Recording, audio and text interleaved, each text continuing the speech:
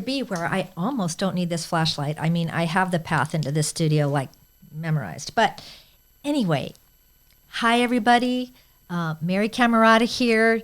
Was just listening to Steve and Colette sort of unpack all the homeschooling thing. And Steve was talking about, hey, if you can do homeschooling, the ratio's smaller. It's going to be good. If you can't, don't feel bad about it. But hey, 1-to-1 ratio, it's going to be better. Well, I just want to put my little twist on it, which is I think homeschooling is an awesome option. We know from follow-ups and people who look into homeschooling that it is a very viable, awesome option. It doesn't mean your child isn't socialized. In fact, with each passing year, there's more and more organization, consortiums, collaboration between homeschoolers, so it can be awesome. But let me add this point. As you know, we have a lot of children, and I actually have thrown my hat into the homeschooling ring twice. The first time was with my son, and we were home, and I homeschooled him 1 year. It's a story, but he had broken both of these wrists falling from trying to dunk a basketball from the top of our SUV. So that wasn't good. And I ended up homeschooling him while he was recovering. And you know what? That went pretty well. I mean, he did tell me that I wasn't as interesting or I wasn't as fun. Like when I was trying to learn the planets, I just said, let's learn these planets. And he said, well, Mr. King would let us make planets and we'd hang them from the room and we'd pretend we were the planets. I'm like, wow, that's pretty cool. I can't do that. I don't have time to do that. So my little input here is, yeah, that year, that homeschooling with my son went well.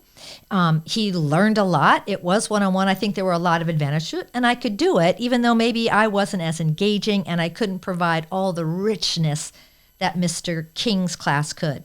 So let's fast forward about, maybe 6-7 years. I was going to homeschool my rising fourth grader, my daughter. And I thought, okay, I can do this. There were circumstances in our family where I thought, okay, this is really the best thing to do, and I can do it. I can manage my time so I can do it, so let's do it. I did it for 2 weeks. I could do it. I could physically be there. But the dynamic between me and my daughter, that wasn't happening. We got along great, and we had so much fun when I was wearing my mom hat. But for some reason, with this particular child and whoever I was, I couldn't take off that mom hat and put on that teacher hat and establish the right kind of rapport I needed to effectively teach her. Well, suffice it to say, it might not even have been a full 2 weeks. It might have been like 1 week and 3 days. And I said, I don't care what kind of loan we have to take out. I don't care. This homeschooling thing with this particular combination isn't going to work. And so the decision was made to enroll my daughter in school. And that worked out wonderfully. So I just wanted to bring that point up, that when somebody says, if you can do it, it means, can you do it productively? Can you do it in a way in which you enjoy it? It doesn't mean that you have to rub your hands together and go, oh boy, today I get to get up and homeschool. But that even when some days it feels like a burden, it's a loving burden, it's a productive burden. You feel good about it. You're involved with other families, or you have a good relationship with your child doing it. If you're finding that it is just not working or the chemistry isn't right, by all means, take advantage of those wonderful teachers who have taken all the time to learn and enjoy teaching your child so much that they've dedicated their careers to that.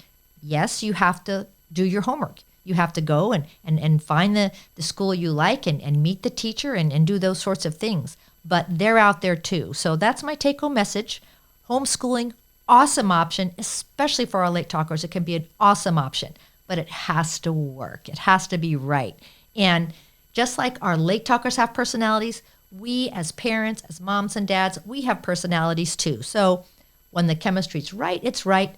But when it's not, there's always options to turn to. Teachers, schools, wonderful things like that. That's my lesson for today, my little travel note. All right. Bye, guys. Enjoy your late talker.